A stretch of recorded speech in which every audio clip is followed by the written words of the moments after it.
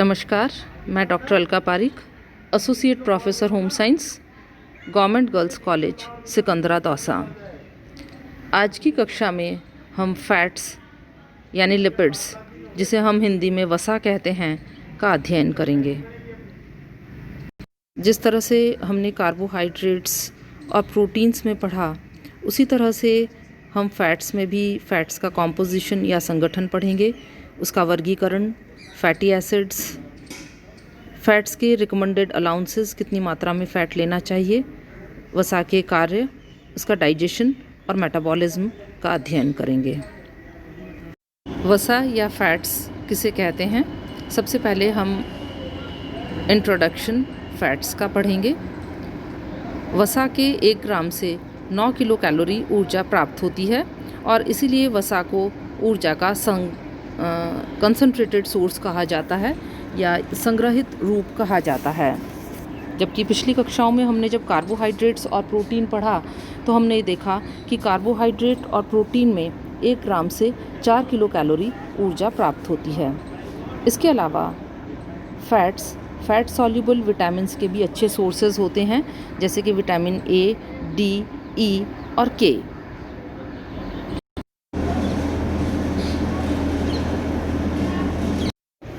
यदि फैट्स के क्लासिफिकेशन का अध्ययन किया जाए, यानी लिपिड्स का वर्गीकरण किया जाए, तो हम देखते हैं कि लिपिड्स का वर्गीकरण भोजन में उनकी पौष्टिकता के आधार पर किया जाता है।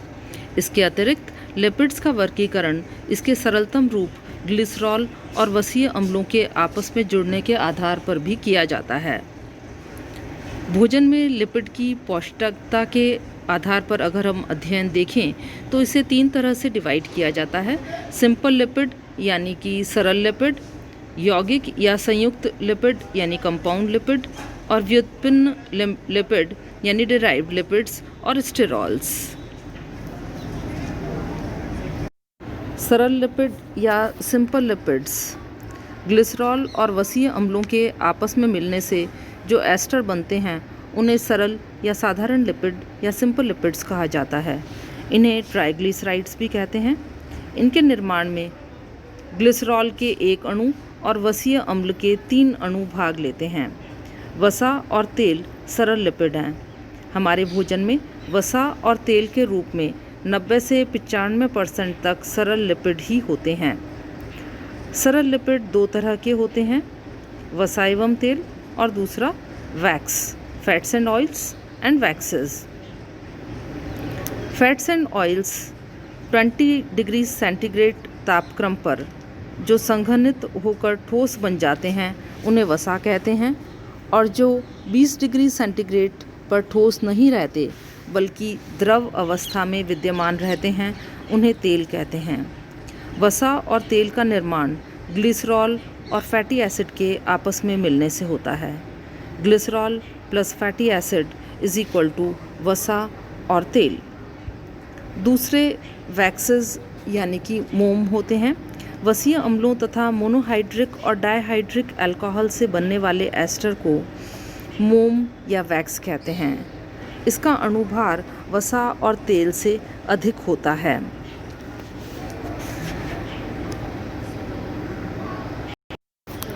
दूसरे प्रकार के लिपिड्स को हम यौगिक या संयुक्त लिपिड कहते हैं और इंग्लिश में इन्हें कंपाउंड फैट्स कहते हैं। जब वसीय अम्लों और ग्लिसरॉल के साथ साथ कुछ अन्य कार्बनिक यौगिक या आवासीय पदार्थ मिलते हैं तो उन्हें यौगिक लिपिड्स कहते हैं। वसा प्लस वसीय पदार्थ वसा के अंतर्गत आ जाती हैं ग्लिसरॉल और फैटी एसिड्स, और अवसीय पदार्थ जो कि ऑर्गेनिक भी हो सकता है और इनऑर्गेनिक भी हो सकता है, तो इसे हम यौगिक लिपिड कहते हैं। अगर हम इसे यूँ समझें कि एक तो वसा और दूसरा वसा के अलावा कोई दूसरा अवसीय पदार्थ जब मिलते हैं तो उसे कंपाउंड लिपिड या यौगिक लिपिड्स कहते हैं। संयुक्त लिपिड 4 तरह के होते हैं। सल्फोलिपिड, यह लिपिड वसा और अवसीय पदार्थ सल्फ्यूरिक अम्ल के आपस में मिलने से बनता है, यानी कि वसा प्लस सल्फ्यूरिक एसिड तो सल्फोलिपिड बन जाते हैं। दूसरे होते हैं फॉस्फोलिपिड। इसमें वसीय अम्लों और ग्लिसरॉल के साथ साथ अवसीय पदार्थ के रूप में कार्बोहाइड्रेट के यौगिक होते हैं। यह हमारे मस्तिष्क में सेरिब्रोसाइड्स और नाड़ियों में गैंग्लियोसाइड्स के रूप में उपस्थित रहते हैं। तीसरे होते हैं ग्लाइकोलिपिड्स। इनमें वसीय अम्लों के साथ साथ ग्लूकोज उपस्थित होता है, तो इसे ग्लाइकोलिपिड्स कहते हैं। और जब सल्फ़र उपस्थित होता है फैट्स के साथ में, तो इसे सल्फोलिपिड कहते हैं। इसी तरह से जब फैट्स के साथ साथ में प्रोटीन उपस्थित होता है, तो इसे लाइपोप्रोटीन कहते हैं। इसमें वसा के साथ साथ अवसीय पदार्थ के रूप में प्रोटीन होता है। हमारे शरीर में इस वसा का अत्यधिक महत्व है, क्योंकि हमारे शरीर में वसा का स्थानांतरण एक स्थान से दूसरे स्थान पर इसी वसा के रूप में होता है।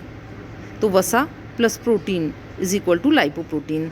इसी को ही आप चित्र में भी देख सकते हैं। Fat plus phosphorus is equal to phospholipid, fat plus carbohydrate या glucose is equal to glycolipid, fat plus protein is equal to lipoproteins, और इसी तरह से fat plus sulphur is equal to sulpholipids. तीसरी प्रकार की वसा को हम डिराइव्ड लिपिड्स कहते हैं, और हिंदी में इसे व्युत्पादित या उद्भूत लिपिड्स भी कहते हैं। सरल और संयुक्त लिपिड के जल अपघटन करने से जो नए पदार्थ बनते हैं उन्हें ही डिराइव्ड लिपिड्स कहते हैं। उदाहरण के तौर पर fatty acids, steroid hormones, fat में घुलनशील विटामिन ए, डी, ई और के। सरल प्लस संयुक्त लिपिड जल अपघटन के द्वारा व्युत्पादित लिपिड्स बनते हैं। ग्लिसरॉल 10% फैट की बनी हुई होती है। ये वाटर सॉल्युबल बेस ट्राइग्लिसराइड्स की बनी होती है, और डाइजेशन के समय ग्लिसरॉल जो है वो हटा दी जाती है और ग्लूकोज का निर्माण हो जाता है इसके द्वारा। इसके अलावा फैटी एसिड्स इसमें होते हैं, जैसे कि oleic acid, linoleic acid, linolenic acid, arachidonic acid, palmitic acid, mistake acid और स्टीयरिक एसिड। इसके अलावा मिसलेनियस फैट्स के अंतर्गत आ जाते हैं स्टेरॉल्स, स्टेरॉइड्स। ये फैट रिलेटेड सब्सटेंसेस होते हैं, और इनके अंतर्गत आते हैं स्टेरॉल्स जैसे कि कोलेस्ट्रॉल। वैसे रासायनिक रूप से ये वसा से संबंधित नहीं होते स्टेरॉल्स, परंतु इनमें वसीय अम्ल और अल्कोहल उपस्थित होते हैं। ये वे कार्बनिक यौगिक होते हैं जो मिश्रित चक्रीय रचना के बने होते हैं। ये साइकोपेंटीन पर हाइड्रोफ्थैनिन से संबंधित रहते हैं। प्रकृति में ये स्वतंत्र रूप से विद्यमान होते हैं और वसीय अम्लों के साथ कोलेस्ट्रॉल तथा अर्गोस्टेरॉल एस्टर बनाते हैं। स्टेरॉल के अंतर्गत मुख्यतः 2 स्टेरॉइड्स आते हैं जो पोषण की दृष्टि से अति महत्वपूर्ण हैं। ये स्टेरॉल्स हैं कोलेस्ट्रॉल और अर्गोस्टेरॉल। दोनों ही स्टेरॉल विटामिन डी के निर्माण में सहायक होते हैं। प्राणी स्रोत के आधार पर स्टेरॉल्स को निम्न वर्गों में बांटा गया है। प्राणिज स्टेरॉल होता है कोलेस्ट्रॉल, वनस्पतिज स्टेरॉल है अर्गोस्टेरॉल, और मोल्ड और यीस्ट के अंदर भी माइकोस्टेरॉल्स पाया जाता है, जो कि एक प्रकार का अर्गोस्टेरॉल ही है। कोलेस्ट्रॉल, जैसा कि आप सभी ने नाम सुना होगा, प्राणिज जगत से प्राप्त स्टेरॉल है। यह जीवित मनुष्यों, जानवरों के रक्त, यकृत, अधिवृक्क ग्रंथियां यानी एड्रिनल ग्लैंड, पिट्यूटरी ग्लैंड, मस्तिष्क, परिधीय तंत्रिकाओं में पाया जाता है। ये पेड़ पौधों में लेश मात्र भी उपस्थित नहीं होता, लेकिन यह कोलेस्ट्रॉल जीव जंतुओं में पाया जाता है। विटामिन डी की प्रेजेंस के कारण 7-डीहाइड्रोकोलेस्ट्रॉल का निर्माण होता है, जो कि विटामिन डी के अंदर कन्वर्ट हो जाता है। कोलेस्ट्रॉल जहां शरीर के महत्वपूर्ण उत्पादों के में महत्वपूर्ण होता है, वहीं इसकी अधिक मात्रा शरीर को नुकसान भी देती है। कोलेस्ट्रॉल 200 मिलीग्राम्स पर 100 ml तक रक्त के अंदर पाया जाता है। इससे अधिक मात्रा होने पर यह रक्त धमनियों ब्लड आर्टरीज़ के भीतर जमा हो जाता है, जिससे रक्त धमनियों की ल्यूमन यानी व्यास काफ़ी छोटा हो जाता है। धमनियों की लचीलापन समाप्त हो जाता है और वे कठोर हो जाती हैं। इसके कारण रक्त का दाब बढ़ जाता है और रक्त दाब बढ़ने से हृदय संबंधी रोग हो जाने की संभावनाएं बढ़ जाती हैं, जिसमें कि हार्ट अटैक वगैरह हो जाता है या एथेरोस्क्लेरोसिस भी हो जाता है।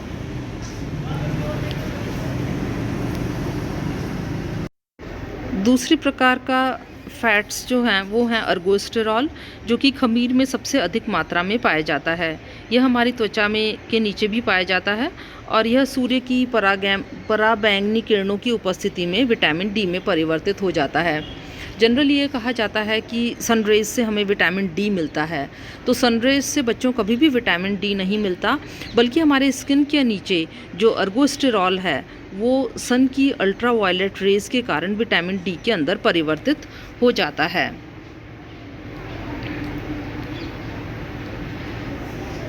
मिसलेनियस फैट्स के अंतर्गत स्टेरॉइड्स आते हैं, जो कि फैट रिलेटेड सब्सटेंसेस होते हैं।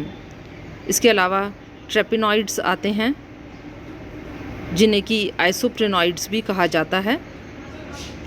तीसरे इसके अंदर कैरोटिनॉइड्स आते हैं, जो कि येलो या रेड पिगमेंट होता है, जैसे कि कैरोटीन और ज़ैंथोफिल। और कैरोटीन्स जो हैं ये विटामिन ए के अंदर कन्वर्ट हो जाते हैं और हमारे बॉडी के अंदर, लिवर के अंदर और मसल्स के अंदर स्टोर हो जाते हैं। इसी तरह से फैटी एसिड्स के बारे में भी हमने अध्ययन किया कि फैटी एसिड्स दो तरह के होते हैं, सैचुरेटेड फैटी एसिड्स यानी संतृप्त वसीय अम्ल और अनसैचुरेटेड फैटी एसिड्स यानी असंतृप्त वसीय अम्ल। सैचुरेटेड फैटी एसिड्स घी के अंदर पाए जाते हैं और बटर में भी पाए जाते हैं, जबकि अनसैचुरेटेड फैटी एसिड्स ऑयल के अंदर पाए जाते हैं। अनसैचुरेटेड फैटी एसिड्स में ही पूफा होते हैं, जिनका फुल फॉर्म है PUFA means poly unsaturated fatty acids, और इनके अंतर्गत 3 आते हैं, लिनोलिक एसिड, लिनोलेनिक एसिड और आर्किडोनिक एसिड। ये सभी हमारी स्किन की हेल्थ के लिए आवश्यक होते हैं, साथ ही नर्वस सिस्टम की हेल्थ के लिए भी ये ज़रूरी होते हैं। नॉन असेंशियल फैटी एसिड्स के अंतर्गत पामिटिक एसिड, ओलिक एसिड और ब्यूटाइरिक एसिड आते हैं। इसके अलावा ट्रांस फैट्स होते हैं। जब फैट्स और ऑयल्स को कार्बोहाइड्रेट के साथ में फ्राई किया जाता है तो ट्रांस फैट्स का फॉर्मेशन होता है। इससे हार्ट डिजीज़ की रिस्क इंक्रीज़ हो जाती है। इसके अलावा विजिबल एंड इनविजिबल फैट्स भी होते हैं। विजिबल फैट्स वो जो कि हमें दिखाई देते हैं, जैसे कि सब्जियों में तरी के रूप में या फिर फ्राइड में, और इनविजिबल फैट्स वो जो कि बेक्ड, जो हमें दिखाई नहीं देते, लेकिन जो भी बेकरी के आइटम्स होते हैं, बेक्ड फूड्स होते हैं, जैसे कि cakes, pastries, ice creams, biscuits, cookies, इनमें पाए जाते हैं। और इसके अलावा नट्स के अंदर भी ये पाए जाते हैं, जैसे कि बादाम, अखरोट, काजू इत्यादि में पाए जाते हैं। तो बच्चों, ये था फ़ैट्स के बारे में अध्ययन, जिसमें कि आज हमने फ़ैट्स का कॉम्पोजिशन तो किया ही, साथ ही साथ फ़ैट्स के वर्गीकरण भी किया, क्लासिफिकेशन ऑफ फ़ैट्स करा। और हमने इसमें ये पढ़ा कि फ़ैट्स 3 प्रकार के होते हैं, सिंपल फ़ैट्स, कंपाउंड फ़ैट्स और डिराइव्ड फ़ैट्स। Thank you.